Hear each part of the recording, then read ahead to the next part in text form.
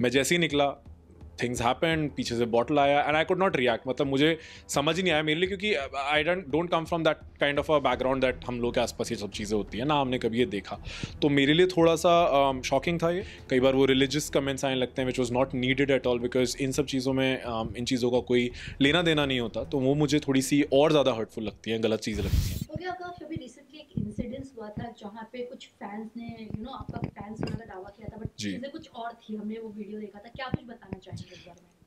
Fans होने का दावा सी कई बार क्या होता है ना, कई लोग को आपको वो जानते भी नहीं है, बट बिकॉज आसपास कैमरास देखते हैं, बहुत सारी चीज़ें देखते हैं, उनको लगता है sir somebody is there, let's try clicking a picture और something.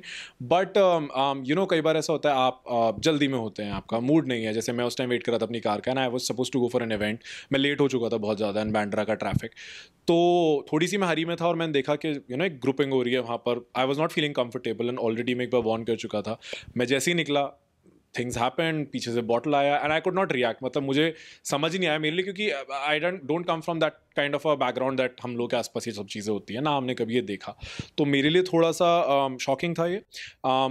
all I can say is that sometimes people don't respect others' space. All I can say is that everybody needs to be treated as human. हर किसी के moods होते हैं, हर किसी के good days, bad days होते हैं। तो वो थोड़ा सा it was a little hurtful for me, it was a little shocking. उसके बाद जो comments social media पे, of course मैंने पढ़े नहीं, पर मुझे बहुत सारे लोगों ने बताया, some are supporting my gesture, some have something else to say.